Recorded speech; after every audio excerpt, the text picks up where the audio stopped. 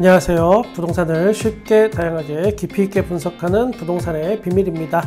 1기 신도시 특별법 본격 시작합니다. 지금의 부동산 시장이 하락세를 벗어나지 못하고 있습니다. 상황은 부동산 규제 해제와 각종 부동산 경기 부양책이 나오지만 큰 효과는 못 보고 있던 그런 상황입니다. 결국은 마지막 카드라고 생각할 수도 있는 1기 신도시 특별법이 예상보다 일찍 터져주는 그런 상황이 됐습니다. 다들 아시겠지만 1기 신도시 특별법은 지난 대통령 선거에 어느 정도 영향을 미쳤다고 볼 수도 있습니다. 정권이 교체되면 곧바로 이게 시작할 것 같았지만 그렇지만 갑자기 2024년에 하겠다고 발표를 하면서 이상한 오해를 또 받기도 했습니다. 결국 총선까지 해당 지역 분들이 볼모로 잡힐 수밖에 없다라는 이야기가 있었는데 2023년도 초에 이 카드를 지금 꺼내 들었습니다. 여기서 잠깐, 이곳은 정치 이야기를 하는 곳이 아닙니다. 부동산에는 진보, 보수 이런 거 다 필요 없습니다. 단 이거는 알고 있어야 합니다. 부동산 정책을 알아야 부동산에 대한 대응이 가능해지고 그런 정책이 왜 나왔는지를 알면 내가 어떤 식으로 내 재산을 지킬 것인지 결정을 할 수 있습니다. 댓글로 정치적인 이야기는 정중하게 사양하고 이곳에서는 오직 부동산만 바라보고 그 영향이 나한테 어떻게 미칠지 이것만 생각하도록 하겠습니다. 1기 신도시 특별법은 어디까지 해당이 될까? 이거 굉장히 중요합니다. 1기 신도시 특별법의 적용 대상은 노후계획 도시로 택지 조성 사업이 완료된 20년 이상 경과된 100만 제곱미터 이상의 택지가 해당이 됩니다.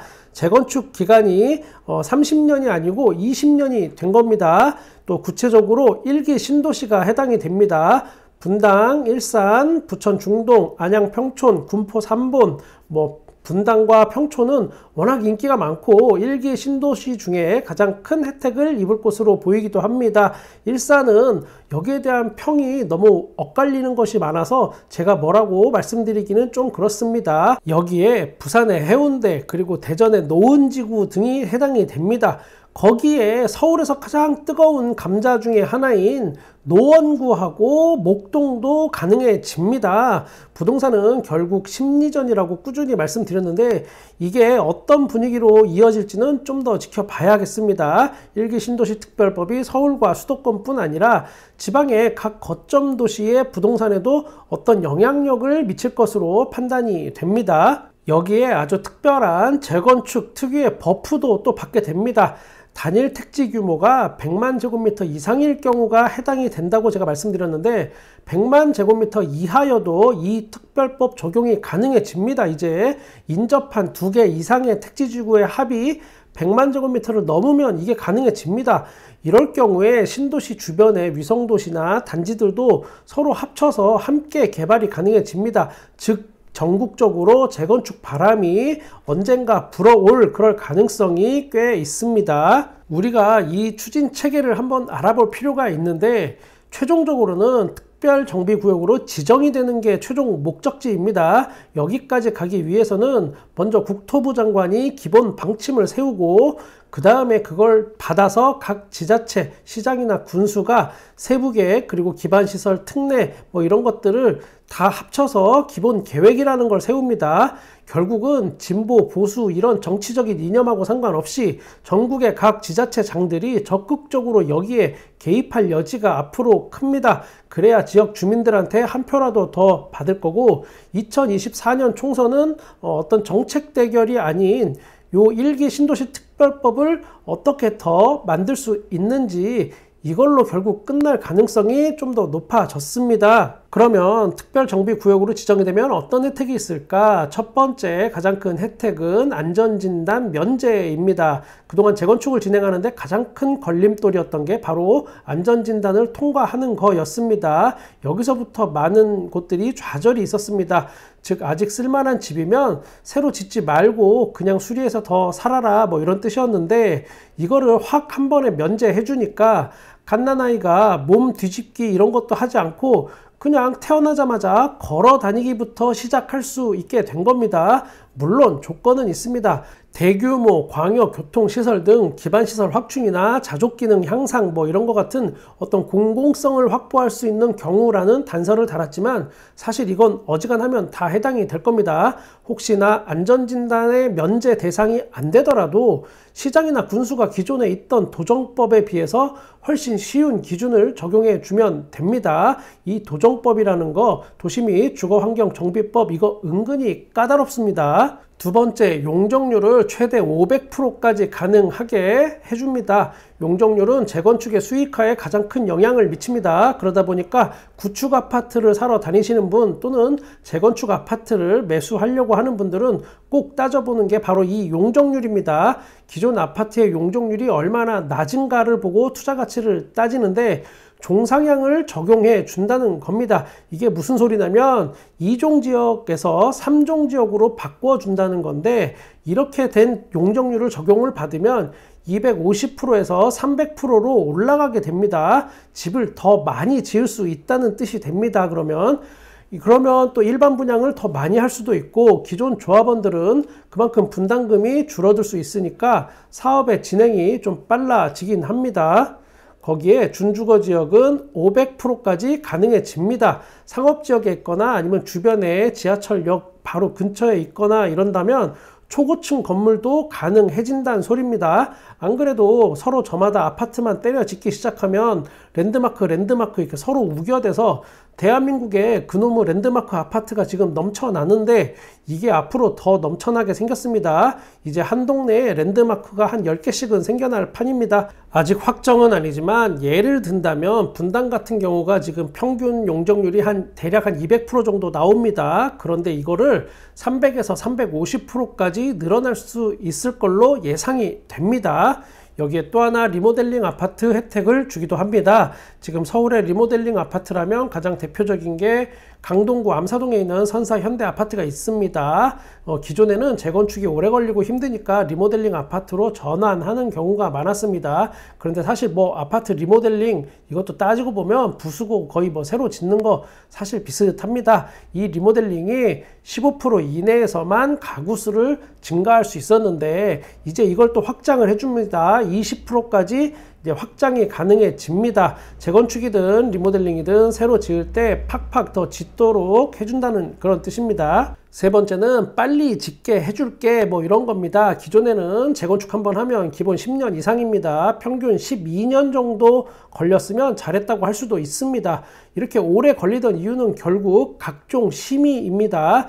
이 심의가 하나하나 이거 통과하는 게 어렵습니다. 단순히 이걸 통과만 하는 게 어려운 게 아니고 한번 퇴짜 맞고 수정해서 다시 제출을 하면 기본 3개월에서 6개월 정도는 예상보다 늦어집니다. 내가 준비 끝났다고 숙제검사 바로 받을 수 있는 게 절대 아닙니다. 다음 심의가 열릴 때까지 기다리고 이렇게 하다 보면 6개월 늘어지는 거 일도 아닙니다. 이런 걸 통합심의로 진행한다는 겁니다. 즉 기존에는 허들이 5개 있었다면 이걸 다 따로 넘어야 했었는데 이제는 허들 5개를 한 번에 모아놓고 이거 한 번만 뛰어넘으면 된다는 그런 뜻입니다. 거기에 사업 시행자가 부담해야 하는 각종 부담금도 감면해 준다고 합니다. 그 부담금 감면에서 모자라게 되는 세수는 그거는 다른 일반 국민들이 더 모아서 돈을 내게 되면 일기 신도시 특별법은 언젠가 시행을 하기는 할 것이었습니다. 그러나 뭔가 타이밍이 조금 애매합니다. 많은 부동산 전문가들이 말하길 아니다 이건 그냥 내가 총대 매야지. 다시 저는 2023년에 부동산이 어렵고 2024년은 혹시나 어찌 될지 모른다고 생각을 하긴 했었습니다. 국가에 큰 이슈가 있으면 반드시 거기에 편승하는 정책이 나오고 여론이 뜨거워지는 이슈가 생기게 됩니다. 2024년 총선에 맞춰서 일기 신도시 특별법이 서울과 수도권 아파트에 어떤 영향을 미칠 걸로 생각을 했었습니다. 총선을 몇 달 앞두고 본격적으로 이슈화될 거라고 예상을 했는데 제 생각보다는 훨씬 빠르게 그리고 광범위한 전국적 단위의 영향력을 끼치는 그런 발표가 나오긴 한 겁니다. 그러나 시장 반응은 좀 더 두고 봐야겠습니다. 예전처럼 어떤 이슈 하나에 쉽게 흔들리는 그런 매수자는 많지 않을 겁니다. 지금의 하락세를 한 번에 뒤집을 만큼 지금 당장에 어떤 큰 파급력이 있어 보이지도 않습니다. 이게 단기전이 아닌 굉장히 오랜 시간이 걸리는 장기전이라는 점은 집주인들도 잘 알고 매수 대기자들도 잘 알고 있습니다. 이런 건 오히려 소문나면 싸게 살 수 있는 기회가 없기 때문에 쉽게 움직이지도 않습니다. 티나게 안 움직입니다. 문제는 바로 귀 얇은 요 팔랑 귀들이 물고기 떼처럼 우르르 몰려다니면서 부동산 휘젓고 다니면 뭐 이건 뭐 방법도 없고 답도 없고 뭐 그냥 약도 없고 저도 모르겠습니다. 이번 영상은 제가 좀 급하게 올린 거고, 원래 올리려고 했던 영상의 주제는 요즘 재건축 재개발이 어려워지고 있는 이유에 대해서 분석을 하려고 했습니다. 분양이 안 되니까 시공을 포기하는 건설사들이 늘어나고, 그로 인해서 기존에는 조합원들이 힘이 좀 셌다면 이제는 건설사, 시공사가 모든 걸 좌지우지할 상황에 왔습니다. 그러나 사실은 원래부터 조합이 힘이 센 적이 없습니다. 시공사가 져주는 척 했던 겁니다. 이게 앞으로 더 노골화될 것으로 예상이 됩니다. 조합원 분담금을 감당 못하는 시대가 올 수도 있습니다. 더 이상 재건축이 로또가 아닐 수도 있습니다. 여기에 많은 비밀이 또 숨어 있습니다. 결국 조합이 실패하거나 손해를 볼 수밖에 없는 이유 등을 말씀드리려고 했는데, 이런 내용은 다음 영상에 올리든지 하겠습니다. 부동산은 길게 봐야 한다고 기존 영상에서 제가 꾸준히 말씀드렸습니다. 결국은 타이밍 싸움입니다. 1기 신도시 특별법이 시행되면서 본격적 이주가 시작되는 어떤 그런 타이밍, 그 시기가 중요한 포인트가 될 수도 있습니다. 그 많은 사람들이 이주를 할 때 멀리 안 갑니다. 주변에 살던 동네에 옆으로 이사를 가면서 풍선 효과처럼 전월세가 오르고, 그게 또 옆 동네로 또 퍼집니다. 집값에 영향을 미칩니다. 그리고 그 많은 이주자들이 살아갈 만한 어떤 빈집이 항상 넘쳐서 대기하는 것도 아닙니다. 물론 그런 시기가 오려면 몇 년 후의 일입니다. 저는 여러분의 부동산에 끝까지 함께 하겠습니다. 구독과 좋아요 감사합니다. 부동산의 비밀이었습니다.